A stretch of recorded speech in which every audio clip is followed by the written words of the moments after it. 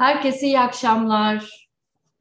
Evet, bu akşam astrolog Meral Yankın'la birlikte canlı yayında çok güzel bir workshop hazırladı bizlere. Onu izleyeceğiz. Hoş geldin Meral'cim. Hoş bulduk hocam. Nasılsın, iyi misin? İyiyim, teşekkür ederim. Siz nasılsınız? Ben de iyiyim. Evet, en çok merak edilen konu ve her şeyden önemlisi burada astrokartografi haritaları üzerinden bize bunu anlatacak olman. Gerçekten çok heyecanla bu yayını bekliyorum. E, evet, biraz kendinden bahseder misin? Neler yapıyorsun astrolojiyle alakalı? Tabii ki hocam. Ben finans sektöründe uzun yıllar çalıştım. Sonra emekli oldum. Ve sonra içimdeki aşk olan astroloji aşkı tekrar devreye girdi. Bu arada ben daha önceden de zaten astrolojiye yakın bir insandım. Çocuğumun doğumunda bile buna dikkat ettim. Yani 30 yıl öncesinde bile astrolojiyi kullanmıştım yani. Almanya'dan geldiğim için pek çok yabancı kaynaklardan da astrolojiye ulaşıyordum zaten. Türkiye'de de pek çok astrologdan eğitim aldım, seminerler aldım. Almaya da devam ediyorum. Kendim de ayrıca eğitimler veriyorum hocam. En çok sevdiğim ilişkiler astrolojisi, bir yükselen terazi olarak elbette bu konuya değinmememin imkanı yoktu. Yedinci ev. Evet, çok güzel. Yani o konuda çok araştırmalarım sonucunda aldığım bilgileri bütünleştirerek eğitimler açtım. Pek çok tane eğitim verdim yani bu konuda. Hı hı. Sonra tabii Almanya ve Türkiye arasında bir insan olarak ki bu ay düğümlerim de enteresan Türkiye'den geçiyor. Başka geçen bir şey yok yani. Kadersel olarak atalarımın topraklarına döndüm. O nedenle de tabii astrokartografi de çok ilgimi çeken konuydu. Neden buradayım, neden buradayım gibi sorularla. Ve onu da öğrendim. Çok mutlu oldum. Bana pek çok şey kattı diyebilirim size. İnanın yani astrokartografi çok önemli. Çok Tek bir önemli. mekanda değişiklik var diyorlar ya hani Hı hı. önemli yani. O enerji çok önemli yani. Küçük değişiklik, büyük değişiklik fark etmiyor. Çok önemli enerjileri aktive ediyor. Ve astrokartografi eğitimleri de veriyorum bu arada hocam. Çok iyi, süper. Evet, Evet. evet. Onun Yani dışında, evet. Onun dışında hocam bir de finans astrolojisiyle bankacılık tecrübemi hı bir araya getirerek hı. finans Hı. astrolojisiyle ilgili eğitimler vermek istiyorum. Onun hazırlığını yapıyorum. Temel ve ileri seviye zaten Hı, veriyorum. onu Sınıflarım soracaktım. var. Evet, Evet, çok güzel. evet. Yani ben aslında kendi haritama uygun, kendi ilgi alanıma uygun alanlarda Ben uzmanlaşmaya de çalışıyorum. seninle astroloji eğitimim sırasında tanışmıştık. Tabii, Evet. tabii. Evet, onu unutamam Evet. zaten. Hı hı. Rektifikasyon için Uranyen prensipli rektifikasyon için kesinlikle sizden bu eğitimi almak gerekiyor. Dediğiniz gibi çok pratik. Kısa sürede o saat tespiti, doğrulama, özellikle doğrulama Hı hı. çok çok önemli hocam. Zaten rektifike edilmeyen hiçbir haritaya da bakmamak gerekiyor. Kesinlikle. Örneğin astrokardografide inanın o dakikalar çok çok önemli. Kilometrelere karşılık geliyor. Evet. Evet, şimdi heyecanla bekliyoruz. Tabii. Ekranı sana veriyorum ve ondan sonra da Tabii hocam. heyecanla dinliyoruz seni.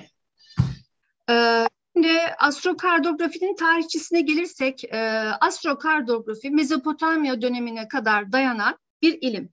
Pek çok astrolog zaten o zaman bu teknoloji olmasa da pek çok astrolog astrokardografi ile ilgili araştırmalar yapmış ve bazı konulara değinmiş. Bunlarla ilgili yazılar, kitaplar var arkadaşlar.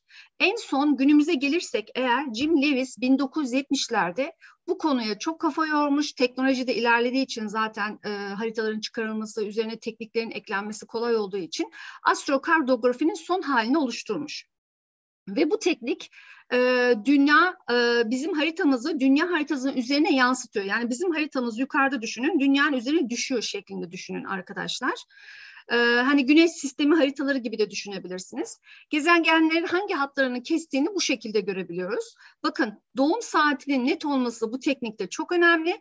4 dakika 100 kilometreye kadar hata verebilir. O yüzden rektifikasyon çok önemli. Asteroid rektifikasyon pratik bir şekilde zaten saatinizi bulmanızı sağlıyor.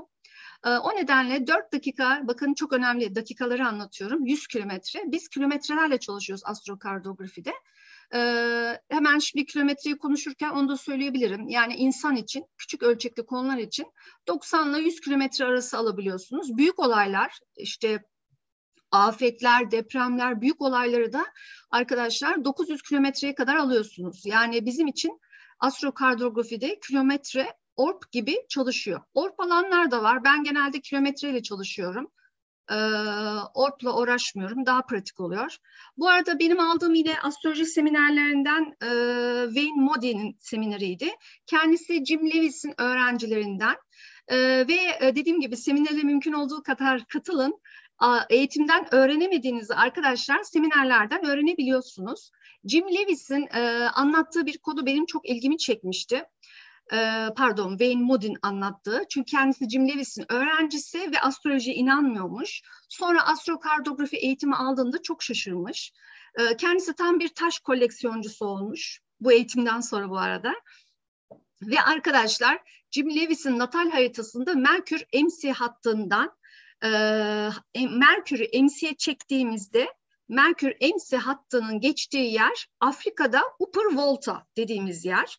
Buradan kendisi gidiyor bir şekil, oradan bir yüzük alıyor ve yüzüğü serçe parmağına takıyor. Yani yüzük, serçe parmağı bu arada Merkür yönetiminde arkadaşlar.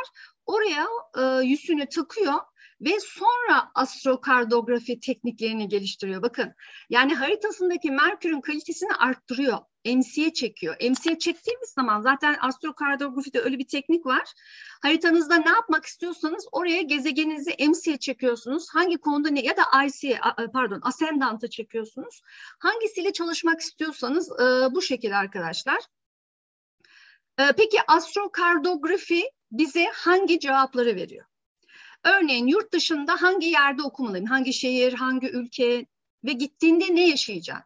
Bazı insanlar yurt dışına tatile ya da eğitim amaçlı gittiklerinde, hatta yerleşmeye de gittiklerinde çok hüsrana uğrayabiliyorlar, üzülebiliyorlar, böyle sıkıntılı konularla karşılaşabiliyorlar. Ve bunu biz astrokartografide görebiliyoruz. Yani ne vaat ediyor o şehir, o ülke sana ya da o bölge sana? Kısaca bunu görebiliyoruz. Ya da iş için hangi şehirde başarılı olurum? Evet, İstanbul'da yaşıyorum, çok başarısızım, iş bulamıyorum. Belki senin İstanbul'dan Satürn geçiyor, baskı altındasın. Belki MC Satürn geçiyor, yani iş bulman tabii ki zor olacak. Sen bu sefer başka şehre gittiğinde işte kısmetin açılıyor, evliliğin açılıyor, işin açılıyor gibi de düşünebilirsiniz arkadaşlar. Yani burada ben neyi nasıl kullanacağım tekniği var astrokartografide. Taşınırsanız yeni evin çevresi ve yeni evin durumu. Mesela evin şöyle söyleyeyim, nereye baktığı önemli. Doğu cephesi, güney cephesi, evin dekorasyonu önemli. Mesela dekorasyon hakkında da bilgi edinebiliyoruz. İşte bir Satürn hattında uyumayacaksın gibi. Ya da Neptün hattında çok eşya kaybedersin gibi. Zaten biz astrokartografide doğum haritasına göre bir pusula oluşturuyoruz. O pusulumuza göre hareket ediyoruz. Örneğin arkadaşlar nerede işte yazar ya da sanatçı nerede ilham bulur? O hatlara gidecek değil mi? Hani onlar zaten genelde sanatçılar, yazarlar tatile giderler ya da böyle kendilerini ıssız yere götürürler, işte orada konsantre olmak isterler. Mesela onların da yararlanacağı bir teknik. Evlilik konuları, evet, nerede partnerle karşılaşabilir? Nereden o ilişkiyle denk gelebilir diye düşünebilirsiniz. İlişkiler astrolojisinde de ben astrokartografi anlatıyorum bu arada. Sadece ilişki kısmı olarak. Orada da şu şekilde çalışıyor arkadaşlar. Enteresan. Mesela Juno'nun geçtiği hatlardan oralı doğumlu biriyle tanışıyor olabilirsin. Başka şehirde de tanışırsın. Ama o kişi o hatta Juno hattında doğmuştur. Kendi oralı olmasa da yani bir şekil başka bir yerlidir. İşte Ankaralıdır ama Samsun'da doğmuştur. Ama oradan da senin Junon geçtiği için sen o kişiyle evlenme potansiyeline sahipsin gibi düşünebilirsiniz. Ya da IC hattınız sizin atalarınızın, köklerinizin yaşadığı hattı da gösterebilir arkadaşlar. Evlilikle ilgili sadece tabii Juno düşünmeyin. Venüs'e de bakabilirsiniz, Ay'a da bakabilirsiniz. Ay daha çok erkeklerde çalışıyor. Ama tabii Venüs paraya da bakabilirsiniz arkadaşlar. Juno enteresan çalışıyor. Yani o kişi annesi dediğim gibi oralı da olmayabilir. Ama ne bileyim işte orada doğmuştur. Sen o kişiyle Ankara'da tanışmıyorsun. O zaten Samsun'da doğdu. Sen o Ankaralı ama sen İzmir'de tanışıyorsun. Yani bunu bu şekilde düşünün. Juno öyle çalışıyor. Çünkü senin Junon ya Samsun'dan geçmiştir ya İzmir'den geçmiştir o şekil. Ya da Ankara'dan geçmiştir. İlla yani İzmirli Ankaralı olacak diye düşünmeyin arkadaşlar. Onun dışında bu arada flörtler de çıkıyor orada. Enteresan bir şekilde danışmanlıklarımda gördüm. Flörtler de çıkıyor. İşte diyor ki ben İzmir'den biriyle çıktım. Evet diyor. Bu şekilde de çalışıyor. Kariyer. Mesela kariyer en çok sorulan şu an en popüler danışmanlıklarımdan. Özellikle gençler, maşallahı var gençlerimizin. Çok seviniyorum gençlerin bu kadar aydın olmasına. İşte ben yurt dışına gideceğim, çalışacağım, yurt dışına gideceğim, okuyacağım ve danışmanlık alıyorlar. Yani hangi ülkeye gideyim, nereden başlayayım, nasıl hareket edeyim? Onlar bunların farkında. Gökyüzündeki yıldızları kullanmak istiyorlar zaten. Ve pek çok yabancı kaynaktan da takip ettikleri için gençlerimiz çok bilinçli. Onun dışında bu da çok çok önemli. Tutulmalar, yeni ay, dolunay bunların hepsi arkadaşlar astrokardografide bize birincil olarak afetleri, sel, işte ne bileyim tsunami, deprem bu tarz şeyleri anlatıyor zaten. Hocalarımızın çoğunu zaten siz de takip ediyorsunuzdur. Yani ben de yapmaya çalışıyorum. Ben çok fazla yorum yapamıyorum, yetiştiremiyorum yoğunluğumdan. Ama genelde astrokartografi bakıp bölgeyi anlatıyorlar. İşte şu bölgelerde deprem olur. Bu sebebi tutulma ve yeni ayın ya da dolunayın orada o gündem yaratmasıyla alakalı. Daha çok tutulmalar tetikliyor. Yani bu konuları anlatıyor. Mundane astroloji yani dünya astrolojisinde zaten astrokartografiyi kullanıyoruz. Bugün de biz bunu yapacağız arkadaşlar. İlişki astrolojisini az önce anlattım. Yani kısaca astrokartografi bizim kafamızda o kadar çok sorulara cevap veriyor ki o yüzden ben çok seviyorum bu alanı. Şimdi kısaca ben birkaç teknik kelime vermek durumundayım. Solar Fire'ı kullananlar için özellikle. Bizim elimizde bir panel var. O panelin kullanmamızla ilgili bazı bilgiler bize gerekiyor. Yani o Solar Fire programında bahsettiğim alanı kullanmakla ilgili. Bir kere lokasyon, doğduğumuz yer, bir de relokasyon var. Relokasyonda örneğin işte ben Almanya'da doğdum. Şu an İzmir'e geldim ama şu an İstanbul'da yaşıyorum arkadaşlar. Yani benim Almanya'daki haritam yükselen 8 dereceyken şu an İstanbul'da haritam yükselen 26 derece oldu. Benim emsim yengeçken şu an İstanbul'da emsim Aslan Burcu oldu arkadaşlar. Direkt olarak bakın akslar değişiyor. Astrokartografide ben yaptığım yer değişikliği boylam olarak düşünün. Boylam olarak yaptığım her değişiklik benim akslarımı değiştiriyor. Yani bunu kafanızda o şekilde oturtturun. Hani enlem boylam var ya, enlem olarak. Benim bu tarafa gitmem akslarımı değiştiriyor. Benim batıya gitmem aksları değiştiriyor. Doğuya gitmem aksları değiştiriyor. Bu şekilde çalışıyor. O yüzden benim yer değişikliği yapmam haritamda bazı konuları hareketlendiriyor. O yüzden zaten gündem değişiyor. Yani mesela ben İstanbul hattına gelmeseydim astrolog çıkmazdı benden. İstanbul hattında Uranüs geçiyor benim arkadaşlar. İzmir'de kalsaydım tamam yani sadece eğitimci kısmında kalırdım. Ama Uranüs benim İstanbul hattında.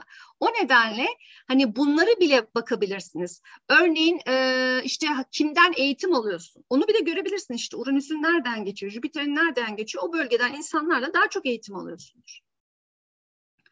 Bir de siklokartografi var. Bu da çok önemli. Bakın ilerletilmiş haritaları da biz astrokartografide görüyoruz. Yani benim progresim de astrokartografide bu yıl İstanbul'da ne vaat ediyor? Değil mi? Solar retronom yıllık haritam ne vaat ediyor? Bunları da ben öngörebiliyorum. Siklokartografi tekniğini genelde arkadaşlar işte birkaç yıllığına yurt dışına eğitime giden, işte tatile giden insanlar için kullanıyoruz. Zaten öyle kullanın.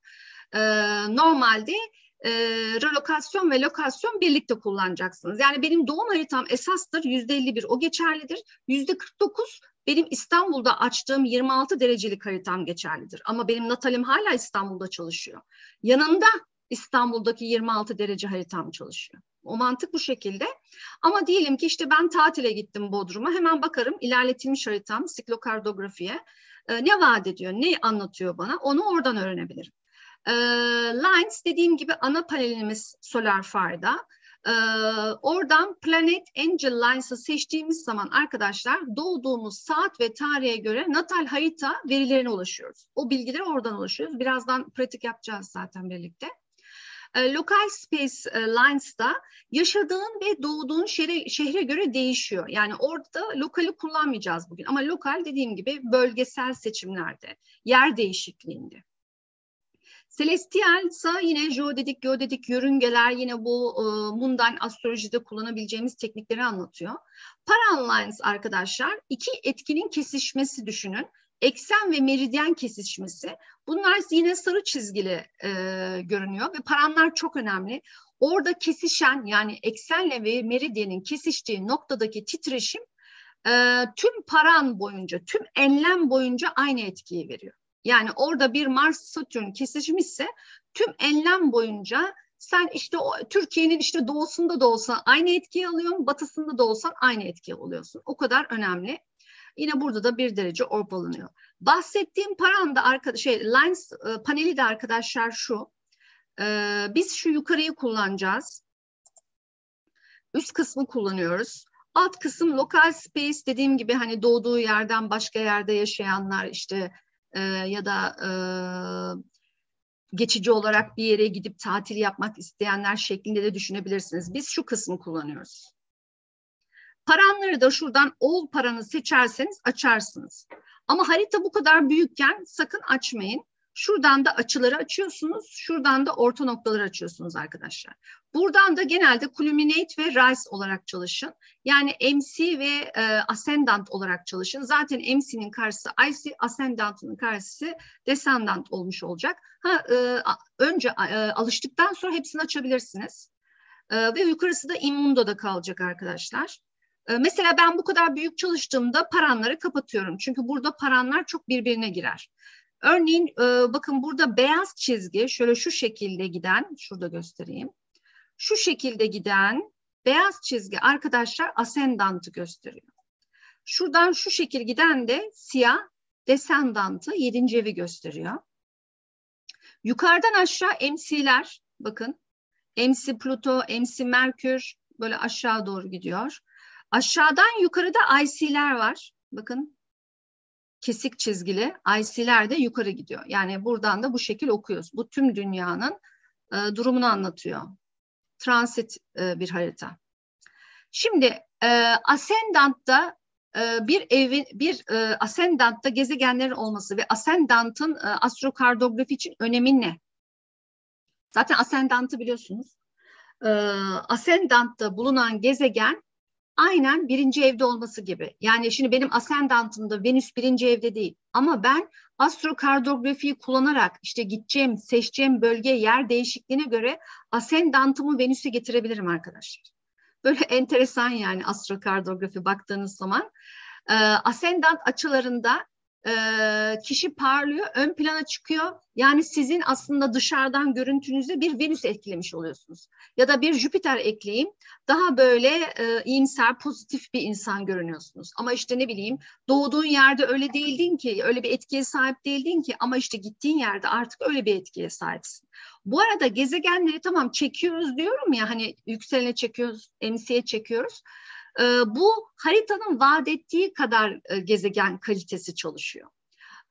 Artı ascendant'ta iyi durumdaysa o gezegen, yani iyi çalışacak bir yere getirdiysen de güzel çalışmış oluyor. Şimdi ascendant'ta güneşi koyarsam kesinlikle ben bir kere çok güçlü olurum değil mi? Ve çok cesaretli, özgüvenli, güçlü bir karakter görünürüm dışarıdan. Ama ben burada ne yapacağım? Egoma, işte o kibire, tam bir aslan enerjisine orada 1. evde dikkat edeceğim. Onu kullanmamaya çalışacağım. Sonuçta o da bana zarar olmuş olacak. Oradaki pozisyonda huzurum kaçacak bulunduğum ortamda.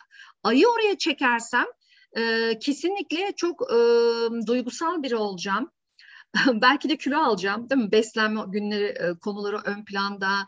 İşte çok fazla köklenmek isteyeceğim. Belki çok ev konularını çok seveceğim. Belki evde de kalmak isteyeceğim.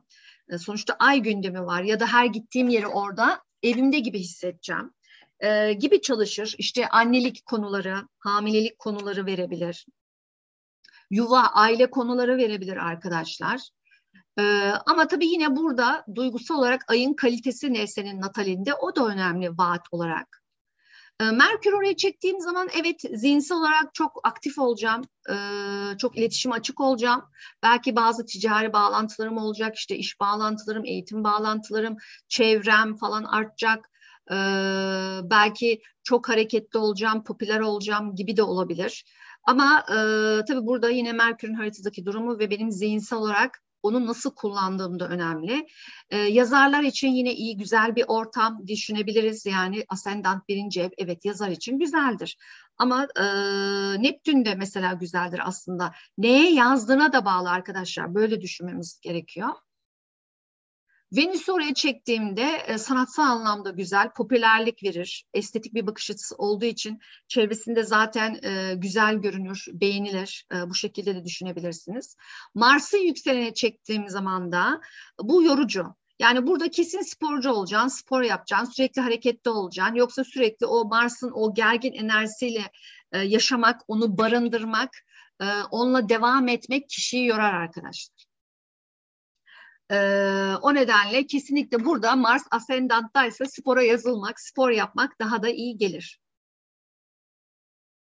Jüpiter Ascendant dediğim gibi pozitif biri ve pek çok hayaline ulaşma potansiyeli var. İyimser olduğu için, olumlu düşündüğü için zaten, değil mi? Pek çok konuya ulaşabilir burada. Ama yayın o sabırsızlık özelliğine dikkat etmesi lazım. Onu yapmaması gerekiyor. Ve iyimser olayım derken de bazı zararlar yaşayabilir. Bunlara dikkat etmesi gerekiyor. Yani kendini de koruması gerekiyor. Orada biraz Jüpiter'in o her şeyi büyütme olayını unutmayalım arkadaşlar. Bu da kilo yapabilir. Satürn'ü 1. eve alırsak, evet Satürn 1. ev zaten zor. Yani burada mesela disiplin, sabır, sebat, evet ödül var, saygı var, bir pozisyon, konum var ama bunlar hep mücadeleyle ve geç gelecek arkadaşlar. Öyle kolay gelmiyor yani. O nedenle Satürn Ascendant biraz zordur. Orada o hatta mesela siz benden sonra bakarsanız haritalarınızda eğer Ascendant Satürn hattında oturuyorsanız yani kolay bir yerde oturmuyorsunuz, bunu söylüyorum. Ve sağlık sorunları da yaşıyorsunuzdur büyük ihtimalle o hatta. Kas, kemik, diş, cilt hastalıkları, Satürn'ün konuları. O nedenle yani onlara dikkat etmeniz gerektiğini düşünüyorum. Mümkünse tabii yer değişikliği iyi olur. Uranüs hattında oturuyorsanız, Ascendant Uranüs, kişi burada farklı ve yabancı hissedebilir. Zaten Uranüs'ü biliyorsunuz marjinal, alışılmışın dışında olabilir. Dikkat çekmemesine imkan yok. Yani tarzıyla kendini ortaya koyacak kişi, farklılığını. Kişi kendini burada tekrar keşfedebilir. Normalde natalde Uranüs 1. evde değil ama gittiği yerde Uranüs 1. evde artık ne olacak? Marjinal bir kişi çıkacak dışarıya. Giyim tarzı olarak da düşünün. Fikir olarak da yani her türlü bir marjinallik var. O da kendini keşfediyor bu arada. Çünkü Uranüs 1 yaşıyor, onu deneyimliyor. Aşırı özgürlük, evde olma duygusuna ulaşacaktır. Yani bakın burada çok fazla aşırı özgürlükle kaynaklı ilişkilerinde de sıkıntı yaratabilir bu hat. İşte mesela çocuğunuzu aldınız gittiniz, öyle bir yere taşındınız ki çocuğunuzun Uranüs'ü 1. eve geldi. Çocuk bu sefer sizinle çatışmaya girdi. Neden? Onun haritasında o etkiler var, o onu yaşıyor. Bu arada ailelerle alakalı, onu da söyleyeyim yeri gelmişken, ailelerle alakalı taşınmalar, tatiller hep kompozitten bakılır arkadaşlar. Çünkü astrokardografide kompozit yapıp haritayı açacaksınız. O zaman bir anlamı yok. Sen tatilde mutlu olursun, çocuğun mutsuz olur ya da eşin mutsuz olur. Yani herkesin mutlu olacağı bir yeri seçmek istiyorsan, yaşamak ya da tatil anlamında, o zaman kompozit bakacaksın. Neptün biraz zor. Dediğim gibi burası tamamen sanatsal olarak güzel. Onun dışında zor arkadaşlar. Zaten dışarıdan kendini çok gizleyen, saklayan bir insan görünür, net değildir. İlahi konular için de güzel. Evet, inanç, ibadet, o tarz konular için de güzel. Kişi burada hayallere kapılıp gerçekliğini kaybederek çok kayıplar yaşayabilir. Kişinin dengeyi bulması gereklidir. Yani yalnız gitmemek lazım Neptün Ascendant hattına kısaca. Plüto Ascendant hattı da gittiğiniz zaman artık eskisi gibi olmayacağını anlatan bir hat. Kesinlikle burada seni değiştirecek bir hat burası. E, Burada çok güçlüdür kişi, zayıf olmasının imkanı yok. Zaten içsel olarak, bilinçaltı olarak dönüşmeye başlıyorsun. Öyle bir hattasın. Psikolojiyle ilgilenmek ya da kişinin kendi üzerinde çalışması için uygun bir yerleşimdir. Bu bölgede kişinin sağlığı ve alışkanlıkları çok önemlidir. Çünkü bedeni değişecektir. Bakın, bu arada bedensel değişim de söz konusu. Hem ruhsal, hem bedensel, hem fiziksel, yani her türlü değişim söz konusu burada. Plüto hattı öyle kolay bir hat değil. Hatta ben şöyle söyleyeyim, Plüto 1. ev olan insanların çoğunda arkadaşlar organ kaybı var. Yani bir şekilde organları olmuyor. O yüzden Plüto 1'de yaşarken dış etkenler vesaire ya da sağlık, dikkatli olmak gerekiyor.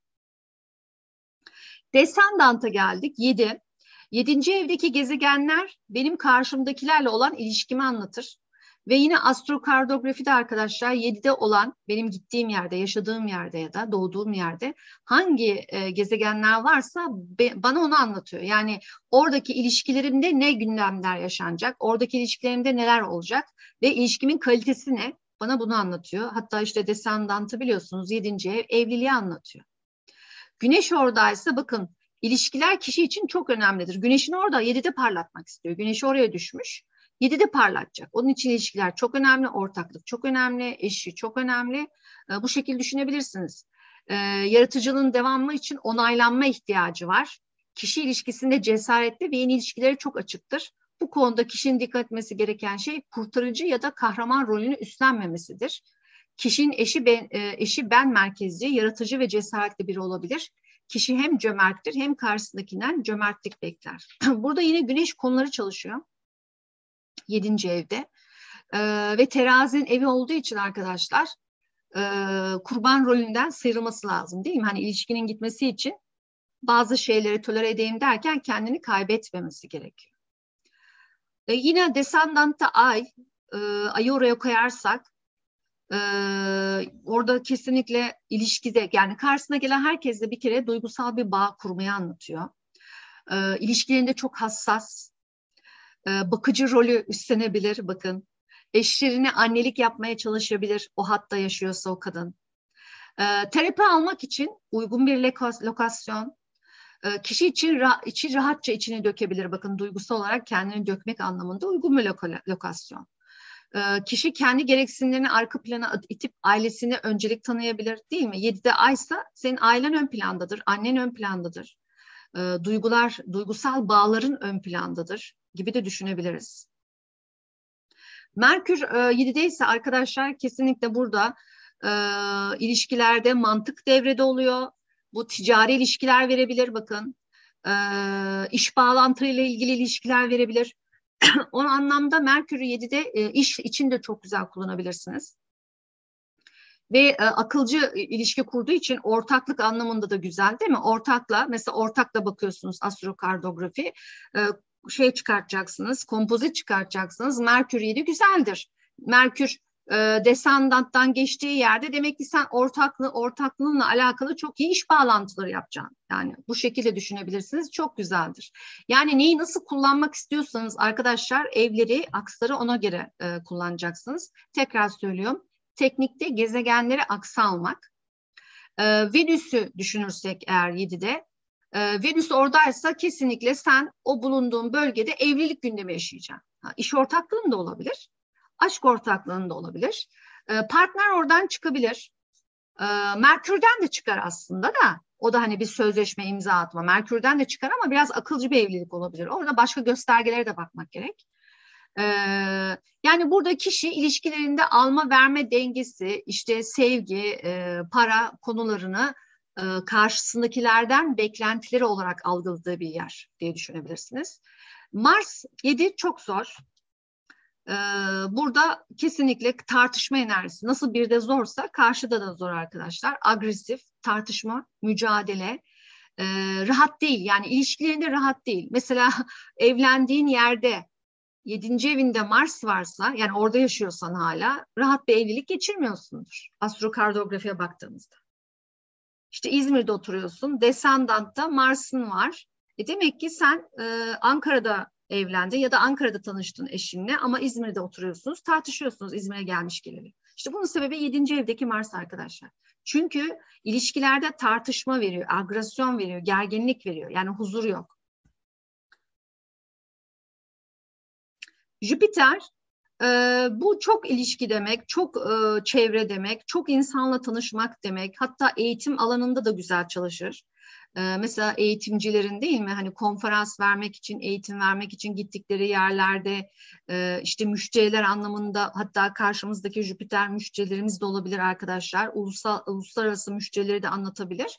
Yani Jüpiter aslında 7'de güzel çalışıyor. Onu söyleyebilirim. Evlilikle ilgili gösterge olarak da kullanabilirsiniz. Yazarlık anlamında da kullanabilirsiniz. Akademisyenlik anlamında da kullanabilirsiniz. Gayet güzel yani. Satürn evet zor. Her ne kadar ilişki astrolojisinde Satürn tutkal olarak görünse de 7'deki Satürn gerçekten zor. Zaten 7'de Satürn varsa, bekarsan hala o bölgede bekar kalırsın. Evliliğini geciktiren etkenlerden biri Satürn'dür. Kısıtlama ve baskısından öyle bir enerjisi olduğundan buna neden oluyor. Bu hatta 7. evde Satürn olan hatta zaten ilişkilerde sorumluluk arıyorsunuz. Büyük ihtimalle öyledir. Disiplin, sorumluluk, işte bu işi götürecek kişi mi? Yani bu evliliği ya da ortaklığı gibi düşünün. Gibi çalışır. Yaşlı insanlar daha çok karşınızda olabilir. Olgun kişilerle tanışıyor olabilirsiniz. Saygı ve uzun süreli ilişkiler sizin için önemli olabilir. Yani Satürn hattı tabii evlilik için çok zor arkadaşlar. Daha eğlenceli hatlar varken yani o anlamda diyorum. Uranüs hattına gelirsek yani Uranüs 7'de bu da tabii ki marjinal partnerler, marjinal ilişkiler, marjinal ortaklıklar ve özgürlüğün ön planda olduğu bir 7. ev konularını anlatıyor bize. Bu da tabii yapabiliyorsanız güzel. Yani bunu mesela Uranüs'ü orada nasıl kullanmak lazım arkadaşlar? Uranüs 7'de astroloji öğren değil mi? Git astroloji birinden eğitim al, danışmanlık al. Uranüs 7 o şekil çalıştır yani bulunduğun yerde. Çalışır o şekil çalışır yani. Neptün 7'de ise kişi hayalperestlik verebiliyor. Bakın ruhsal ve bedensel anlamda iyi bir ilişki kurabiliyorsunuz. Evet hayalindeki partner, hayalindeki ortaklık, hayalindeki ilişkiler olabilir. Ama bu hayal ettiğin şeyler senin Neptün natalde nasılsa ona göre de dikkat etmek gerekiyor açılara tabii. Hayal kırıklığı da verebilir arkadaşlar. Ve Neptün karşımdaki insanları net göremiyorum demek değil mi? Bir sis pus görüyorum, net göremiyorum o insanları demek. Plüton bakarsak evet ilişkileri kişiyi o hatta dönüştürür. Artık eskisi gibi olmazsınız. O bir evlilik olsa da ortaklık olsa da karşınıza gelen herkes sizi dönüştürür. Sizin küllerinizden yeniden doğmanızı sağlar. Bu acı da olabilir, tatlı da olabilir. Yine Plüton'da kolay bir hat değil. Descendant-Juno kavuşumu evlilik gündemi kesin veriyor arkadaşlar. Evleneceğin partner oradan gelebiliyor. Yani dediğim gibi sen o şehirde oturmasan da senin oradan o bölgeden geçen yerden partnerin de gelebilir tanışmak anlamında. Astrokardografide en çok kullanılan EMSI. Neden? Çünkü EMSI toplumda varmak istediğim yani toplumdaki statümüzü anlatıyor ya en son noktaya varmak istediğimiz yer. Tepe nokta. Şimdi orası ün, şan, şöhret, işte kariyer her anlamda yani evlensen de toplumdaki statünü değiştiren yer yine MC. Oradan da görebiliyoruz biliyorsunuz. O nedenle MC en çok kullanılan arkadaşlar. Ve MC her anlamda bize pek çok potansiyel vaat ediyor. Oraya çektiğimiz gezegenler.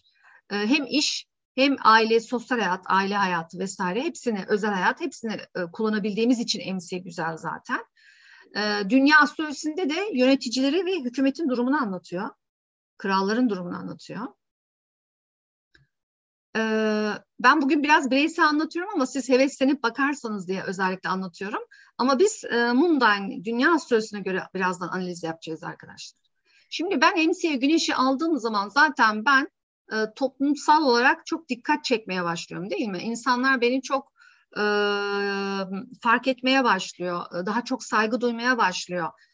Neydi? Güneş parladığı ev alanında kendini gösteriyordu. Şimdi onda, yani kariyer, MC tepe noktası, toplumsal olarak insanların karşısında kendinizi gösteriyorsunuz. Çok parlıyorsunuz. Artık cesaretli ve hırsızsınız. Görünüyorsunuz yani. Toplum sizi görüyor. Saygı gösteriyor. O şekilde düşünün. Tabii burada yine o güneşin egosunu, yani aslan enerjisini iyi yönetmek gerekiyor. Bir de haritadaki tabii güneşin vaadini unutmuyoruz. Gezegen vaatlerini arkadaşlar.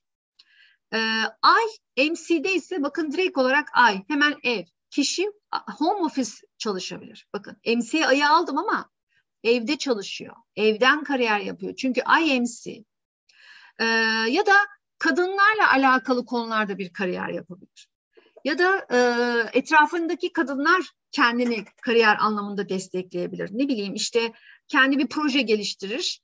Kadınlar ona destek olur, fikir verir ya da işini yapan kadınlardır, değil mi? Çalışanları kadınlardır. O şekilde de olabilir. Herkese karşı sorumluluk hisseder. Tam bir anaç enerji düşünün. Ve bu lokasyonda kişi rahmet ve merhamet hisseder. Çünkü ay enerjisi işte o anaçlıktan kaynaklı. Tanınan biri olabilir ancak kendini kaybetmemelidir. Kişi etrafında çok bağlantısı olsa da kendi yalnız hissedebilir. Burada her yere yetişmeye çalışan bir anne enerjisi çalışıyor resmen. Yani bence zor bir hat. Yani öyle söyleyeyim. MC'ye ayımı çekmek istemezdim güneş varken. Güneş gayet güzel çalışıyor arkadaşlar. MC'ye Merkür'ü çekersem tamamen eğitim konularında çok güzel. Bakın ticaret, eğitim, iletişim, teknoloji, tüm bu alanda çok güzel çalışır. İşte üniversiteye gitmek istiyorsunuz, nerede gideceksiniz? MC Merkür hattındaki oku gayet güzel. Neden? Öğrenme ve kariyer konularında bilgi toplayabiliyorsun. Bakın çok güzel. Zeka, iletişim kabiliyeti. Meral Hocam herhalde göreceğiz bunu değil mi? Nasıl çekeceğimizi MC'ye Merkür'ü. Şimdi bir tane örnekle en azından. Tamam, bir tane örnekle gösteririm hocam. En son, tamam. Evet. Venüs diyelim ki kişi Venüs'ü MC'ye çekti. Bu sefer de arkadaşlar yine sanatsal bir kariyer yapabilir değil mi? Kadınlarla ilgili yine iş yapabilir ama tabii içinde yine sanatı düşünelim. Ve bu noktada kişi çok mutlu olur, tatmin olur ya, mutlu işi yapıyor, sevdiği işi yapıyor yani. Mutluluk duyuyor. Ve naziktir, etrafında sevilir, topluma hizmet etmekten zevk alır. Yani burada da çok verimli çalışıyor aslında MC'de Venüs ve sanatçılara daha çok güzel oluyor. Sanatlar çok güzel yakışıyor. Tam Venüs konuları düşünün. Yani bir modacının tasarım yaptığını düşünün, değil mi? Çizim yaptığını düşünün. MC Venüs hattında gideceğiz. Neler çıkar? Mars MC hattı arkadaşlar, evet ben işte koltuğumu kaybetmemek için savaşırım gibi bir şey yani. Kişi orada işini kaybetmemek için, işte işinde ilerlemek için, lider olmak için, başa geçmek için çok mücadele eder. Çok çaba harcar. Yani bu da biraz huzurlu bir hat değil, zor bir hat, yıpratıcı bir hat.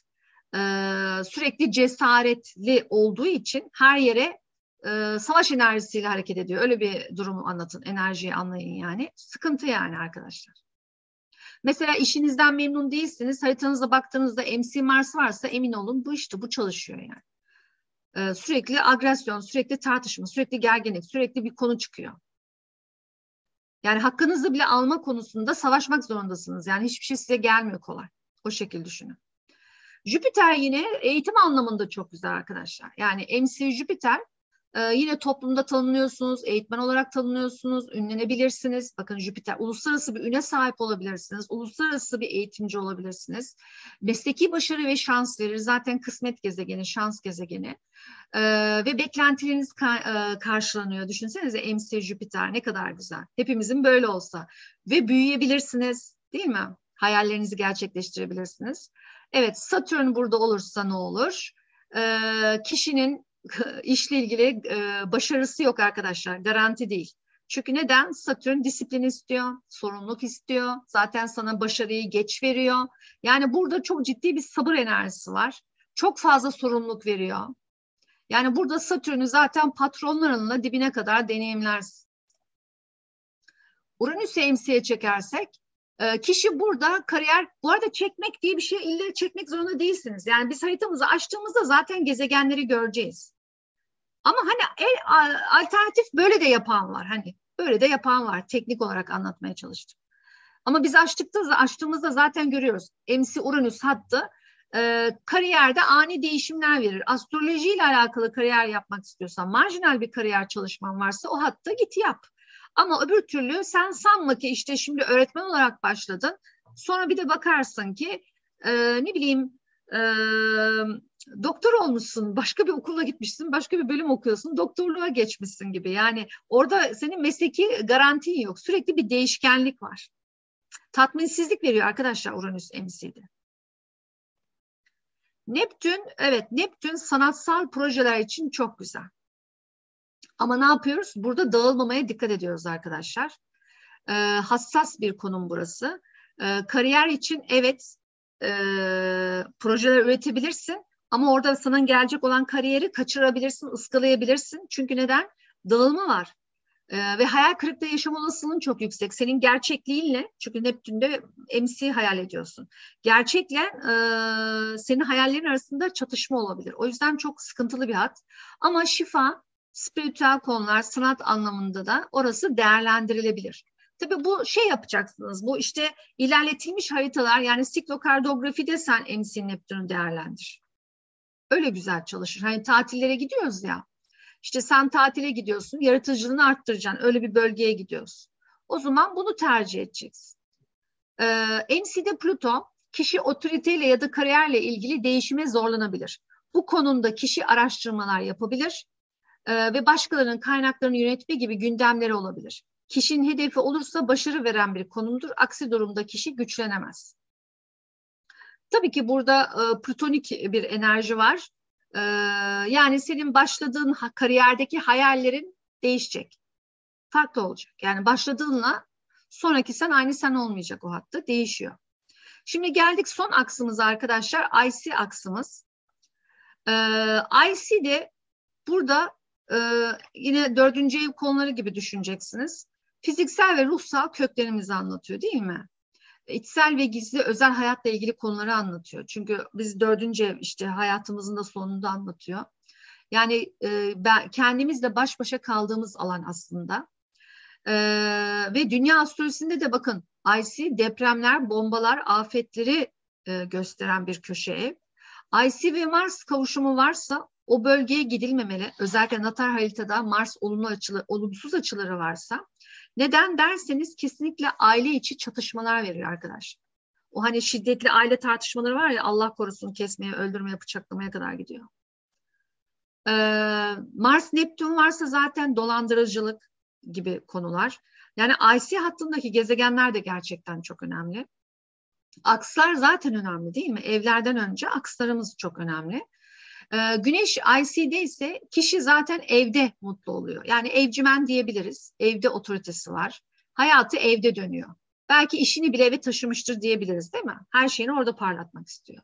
Ay 4'te ise kişi evcimen. Yine bu evet evden dışarı çıkmıyor. Örneğin diyelim ki tatile gittin. Ay kısmında tatile gittin. Tamam da tatile gittiğin yerden evden çıkmıyorsun. O zaman çevreyi görmüyorsun. Yani otelde kaldın gibi çalışır. O nedenle hani IC ay da aslında tatile gideceğiniz zaman tercih etmeyin arkadaşlar. Merkür oradaysa kişi evden kitap okuyabilir, işte çalışabilir, öğrenim görebilir, ticaret yapabilir evden. Merakı vardır, bazı konuları çözmek ister, yine evcimendir. Venüs burada zaten kaliteli zevk sahibi bir ev döşemek ister. Ailesini ve evini çok seviyordur. Evde estetik dekorasyonla ilgili öyle durumları vardır, kaygıları vardır. Onları hep düşünsenize, bir Venüs'ü, teraziyi düşünün. Onları hep öyle düzenliyordur. Çünkü Venüs IC'de, yani evi onun için çok çok önemli. O hatta işte ne bileyim tüm odaları düşünün. Onları hep titizlikle, yani kişi zevkle döşer. Mars IC'de ise az önce anlattığım gibi gerginlik, tartışmalar. Jüpiter IC'de ise büyük bir ev olabilir bu, değil mi? Büyük bir ev olabilir, evinde felsefeler, misafir çok sevebilir mesela bu kişi. Ay da çok misafir getirir. Venüs de ama en çok Jüpiter getirir arkadaşlar. En çok Jüpiter'in misafiri olur. Evinde yedirir, içirir, felsefe fırtınaları dolar, beyin fırtınaları yapılır felsefi olarak. Değil mi? Dünyayı kurtarırlar. Tam bir Jüpiteryen enerjiyi düşünün. Hatta uluslararası gelenlere gidenlere vardır. Bu şekil çalışır evin enerjisi. Satürn oradaysa pek kişiyle görüşmek istemez. Az kişiyle görüşüyordur. Evine gelen kişiler de azdır zaten. Evinde güvenlik onun için çok önemlidir. Sabır ve sağlam bir temel. Evde sorunlar oluşabilir bakın. Otoriteyle, kurallarla ilgili sorunlar. Ama bu evdeki kurallar nedir? Sabırdır. Sabır ve sağlam bir temel kurması gerekir kişinin yani. Satürn hattında oturabilmek için arkadaşlar. Bu arada Satürn hattında oturmak şu şekilde de çalışıyor. İşte zor ev sahibi olmak, işte zor ikamet etmek, oturduğu evle ilgili sorunlar. O şekilde de düşünebilirsiniz. Uranüs hattı, Uranüs buradaysa kişi evini çok değiştiriyor olabilir. Yani o bulunduğu ortamda çok ev değişikliği yapabilir. Ev değiştirmiyorsa eşyaları değiştiriyordur. Tamamen değişim enerjisi, Uranüs enerjisi böyle ona bir esiyordur, bir geliyordur, değiştirmek istiyordur. Bu arada Uranüs hattında IC eşyalarda kırılma da olabilir arkadaşlar. Çok kırılan eşyalar ve teknolojiyi çok seviyordur mesela evinde. Çok teknolojik eşyalar da vardır. O şekilde de düşünebilirsiniz. Neptün buradaysa yine bakın hayaller ve tasarım anlamında işte sanatsal anlamda güzel bir hat. Ve çok rüya görür. Belki de çok uykusu geliyordur kişinin evde. Yani o şekilde de çalışabilir. Tabii yine burada çok eşya kaybeder, dolandırılmaya dikkat değil mi evde? Yani bunlar yaşanabilir. Plüto da enteresan arkadaşlar. Yine burada bilinçaltının çok çalıştığı bir hattır. Evde, uykuda, orada, burada. Ve o ev kişiyi zaten dönüştürür bilinçaltından. O kişi çok tecrübeler yaşar ve dönüşür. O evle ilgili çok ciddi dönüşümler yaşar. Ve anılar karma ile de karşılaşabilir. Tamamen plütonik gizli konular yani. Peki ay düğümleri nasıl çalışıyor astrokardografide? Ay düğümleri zaten biliyorsunuz bizim gitmemiz gereken yer ya da bırakılması gereken konuları anlatıyor. Bunları kazanç olarak da düşünebilirsiniz. Karşılaşmaları getirirken bir yandan da kayıplar ve yol ayrımları verir. Ay düğümleri bize yeni kazançlar getirirken. Burada kadersel olarak engel olmadığımız dönüşümler var. Yani ay düğümleri nataldeki gibi kadersel çalışıyor arkadaşlar. Ayrıca bu hatlar bize geçmiş ile yüzleşmeyi getirebiliyor. Ve bizi ileriye de götürebiliyor. Kat bağlantılı hatlarda olduğumuz zaman bakın katla o bağlantıda hatta oturuyorsam kesinlikle beni hayatta ileriye götürecek bir hattayım. Bu evlilik de olabilir, iş de olabilir, başka gündemler de olabilir. Gat hattında oturuyorsam krizlerle karşılaşıyorum. Sorunlarla karşılaşıyorum. Kayıplarla karşılaşıyorum. Yani orada bazı sıkıntılar var. Kilometreyi size söyledim. Bakıyorum burada önemli. Paranlar arkadaşlar. Paranları da anlattım. Bakın natal haritadaki etkisi çok önemli. Kalıcı, hayat boyu devam ediyor. Bu arada tabii ki natal nasıl kalıcıysa astrokartografi natalini açtığınız zaman o da kalıcı yani. İlerletilmiş haritalardaki paran etkisi yoğun ve kalıcı değil. Gösterdiği zamana göre anlatıyor. Aynı şekilde diğer gezegenlerde. Relokasyon haritalarda ise kişinin o alanda bulunduğu sürece etkisi olacaktır. Yani ben mesela İstanbul'da yaşadığım sürece benim 26 derece ascendantlı haritam geçerli. Başka bir şehre geçtiğim zaman o harita artık yok. Her zaman natal esastır, unutmayalım arkadaşlar. Bu etkiler tüm enlem boyunca hissedilir. Paranlar da bizim için çok önemli. Yararlandığım kaynakları sizlerle paylaştım. Bu arada ben İlker Şahin'den eğitim aldım ve Wayne Mundy'nin de seminerine katıldım. Barış İlhan Hoca'nın yaptığı seminerlerden arkadaşlar. Şimdi şeye geçelim. Bu arada sorunuz var mı diyeceğim ama soru var mı hocam? Soruları en son ben bakıp sana söylerim. Tamam. Şimdi evet. Tamam. Çok Şimdi güzel gidiyor. Teşekkür ederiz. Bu arada görüşleri alıyorum. Herkes çok beğendi. Evet, yazılı tamam olarak. hocam. Çok merak edilen bir konuydu. Yani şöyle bir tadında tanıtmak istedim. Evet. Şimdi çok faydalı bilgiler. Kesinlikle hocam. Bir bilgi daha söyleyeyim. Şimdi arkadaşlar, benim bu seminerden aldığım bilgi şuydu. Hani yüzüğü aldı ya Jim Lewis. Merkür yüzüğü, parmağına, serçe parmağına taktı yüzüğü. Şimdi şöyle bir şey, haritamızda baktığımızda MC'ye güneşi kullanmak istiyorum. Ya da öyle konuşmayayım, başka türlü konuşuyorum. Yani benim haritamdan güneş Paris'ten geçiyor. Ve ben o güneşimin enerjisini kullanmak istiyorum, Paris'teki enerjisini. MC Güneş Paris benim haritamda, doğum haritamda. Ne yapıyorum? Paris'ten bir eşya sipariş ediyorum. Ya da gidip Paris'te alışveriş ediyorum. Yani illa oraya gitmene de gerek yok. Sipariş et, Paris'ten bir şey gelsin, bir obje, bir eşya. İşte onu sen evinde sakladığın sürece, üstünde taşıdığın sürece MC güneşini, enerjisini yaşıyorsun. İlla oraya gitmene gerek yok. İlla orada yaşamana gerek yok. O yüzden bahsettiğim Jim Lewis'in öğrencisi Mundi'den eğitim almıştım ya, o taş koleksiyoncusu olmuş. O haritasına göre nerede güzel enerjiler varsa, neyi nasıl kullanmak istiyorsa o bölgeden gidiyor, taş alıyor ya da sipariş veriyor arkadaşlar. Yani bunu siz de yapabilirsiniz. Bu dediğim gibi illa taş olmasına gerek yok. Obje de olabilir. Ben mesela bizim ilişkiler şeyimiz vardı, seminerimiz vardı yazın. Ben mesela o dönem baktım, siklokardografide Fethiye'de benim kariyerimle ilgili çok güzel şeyler vardı. Ve orada deniz kıyısından birkaç taş aldım, evime getirdim. Yani böyle. Bu şekilde kullanabilirsiniz. Harika Hani bilgi. aynen, Süpermiş. aynen. Yani sadece haritana hakim olacaksın astrokartografi şeklinde arkadaşlar. Gitmesen de olur. Oradan bir sipariş de ver. Yine aynı şekilde çalışıyor.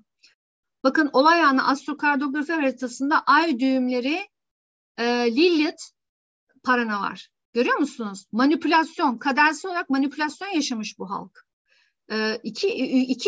Amerika ile Rusya arasında kaldılar ya resmen. İkisi de pimpon topu gibi davrandı halka zaten. Yani lider özgür bir lider değil ki. Amerika'ya bağlı bir lider arkadaşlar. Özgür olmadığı için, bağlı olduğu için o şekilde hareket etmiş. Bakın, Chiron Vulcanos'un çok büyük yaralar, acılar. Ay düğümleri Mars parana. Savaş, kadersel olarak savaşa giren bir ülkeyi anlatıyoruz. Yani olay anı haritası da zaten çok kötüymüş. MC Lilith, manipülasyonlar dönüyor ülkenin tepesinde.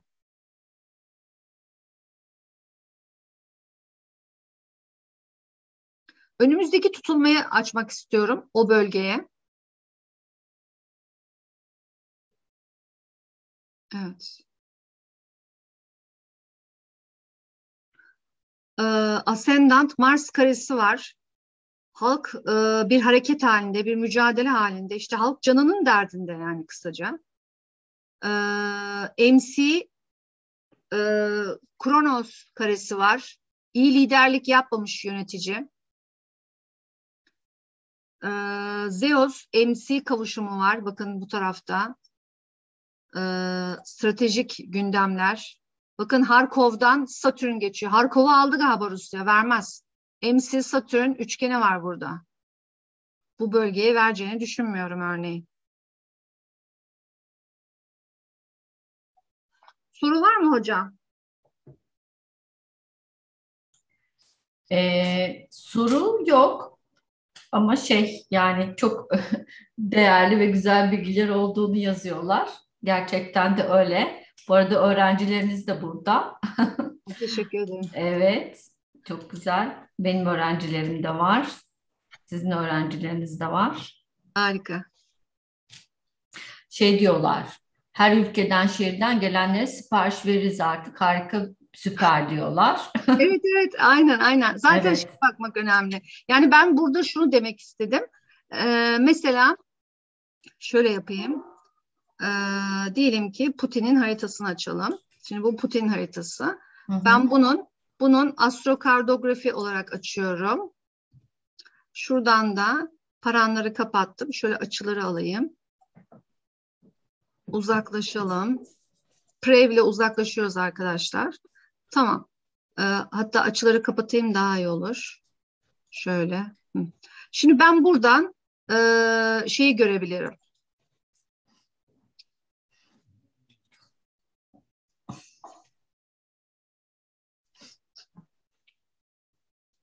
Şimdi ben buradan hangi mesela diyelim ki güneşi bir de kullanmak istiyorum.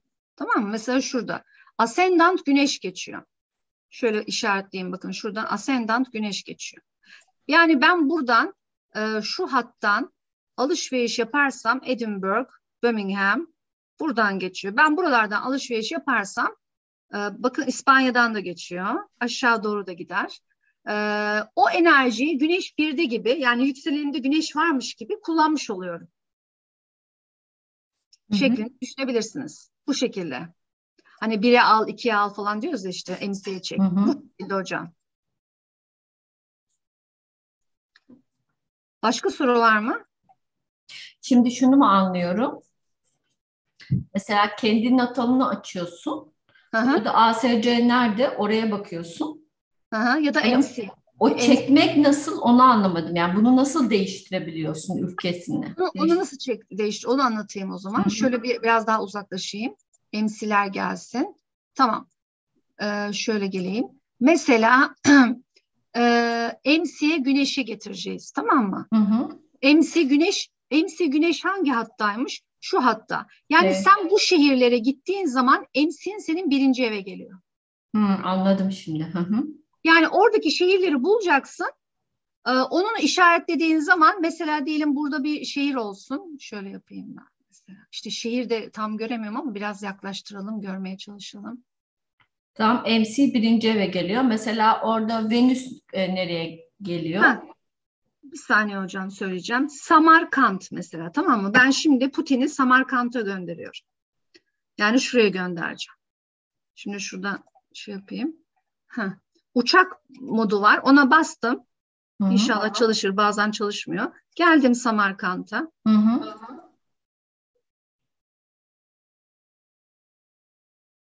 Çalışmadı. Takılıyor. Bazen böyle takılıyor Solarfer. Bir saniye şuradan göstereyim. Buraya Samarkand yazalım.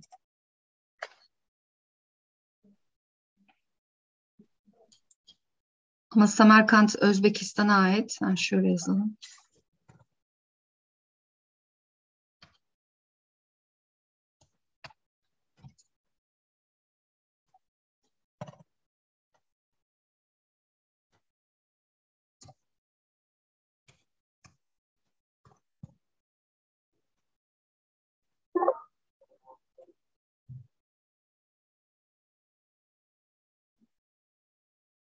Açmadı mı? Niye açmadı ki şimdi? Çıktı. Bakın burada Samarkand olarak horizon kartı çıktı. Yükselen bu şekilde de bakabilirsin. Kartville seçerken bak Samarkand ne olmuş? 11 derece yay olmuş. MC'ye bakalım. MC'sine güneş geldi. Gördünüz mü? MC güneş haritayı. Yeni haritası. Plüto nereye gitti? Plüto 8'e kaydı. Güneş 10. evde. Yani ben buradan baktığım zaman benim işte güneşim MC nerede? Oradaki şehirleri bulacağım. O şehirleri buraya gireceğim. Az önce gösterdiğim yere bunu kapatmak gerekiyor. Ya da uçak modu bazen çalışıyor, çalışmıyor.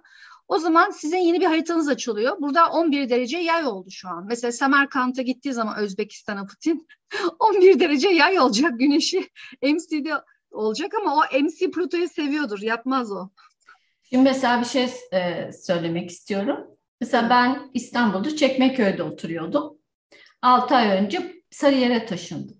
Mesela burada gerçekten benim enerjim çok iyi oldu. İşimde daha fazla verimli olmaya başladım. İşte kitap yazmaya başladım falan. Her şey, bütün kariyerle ilgili şeyler böyle muazzam bir şekilde dönüşüme uğradı. Mesela bu semtte bildiğim kadarıyla kartografiyi kullanabiliyorsun. Yani ille de şehir değiştirmen gerekmiyor. Semt değiştirmekle bile, taşınmakla bile. Aynen. Evet. Aynen hocam. Aynen. Mesela o ülkeye gittiğin zaman hangi şehre gidiyorsan önce şehir merkezini al diyorlar. Önce şehir merkezinin ortasına kendi haritanı koyuyorsun. Oradan hangi gezegenler hangi yöne gidiyor onu görüyorsun. Yine orada kendi haritana göre hangi gezegeni nasıl kullanacağınla alakalı. Demek ki siz gezegen, yani İstanbul'daki şehir merkezinden gezegen hattı olarak baktığımızda iyi bir hatta geçmişsiniz. Evet. Biraz Merküryen bir hatta benziyor, Jüpiteryen bir hatta benziyor anlattığınız. Bir de kızımın okulu için geldik zaten Merkür'e. Tam eğitim hattı. Evet. Aynen. Yani o burada okula başlıyor diye biz de okula yakın olsun diye onu tercih ettik. Ve aynı zamanda da hani ben öyle bir şey düşündüm ki aynı zamanda kendi işimi de yapabileceğim, home office'te çalışabileceğim bir mekan Evet. olsun dedim. Çok güzel. Evet, yani şunu anlatmaya çalışıyorum izleyicilere. Şehir değiştirmeseler de, semt değiştirmeseler de bazen böyle şey yapıyorlar insanlar, tutunuyorlar oldukları evde mesela. Evet. Taşınmak istemiyor bir şekilde, bir şeyler bahane ediyor. Ama kesinlikle orada bir enerji değişebiliyor. Ama tabii ki bunu iyi mi değişecek, kötü mü değişecek? Tabii ki kartografik haritalarla baktırmak gerekiyor. Aynen, danışmanlık oluyor. Ben Evet. de mesela hocam, benim de astroloji çok uzun süre oturduğum bu evde çıktı. Her şey bu evde oldu. Hı hı. Hatta ben bu evin altından şeyin geçtiğini düşünüyorum. Şey kanalları var ya, enerji kanalları, Hı o tarz hı. bir şeyin Hı geçtiğini hı. düşünüyorum. Enteresandır. Yani taşınmak istesem de ev beni bırakmadı bir şekil. Yani teslimiyet içerisinde olmak gerekiyor bazen. Evet, yer değiştirmek önemli ama sistem size o an izin vermiyorsa biraz teslimiyet içinde bakmak lazım. Orada bir hayır var, bir şey bekliyorsunuz demek ki. Kesinlikle evet. Aynen öyle. Evet. Gerçekten muazzam bir sunumdu. Çok teşekkür ederiz. Ben teşekkür ederim hocam. Ben bir dakika bir bakayım şey var mı?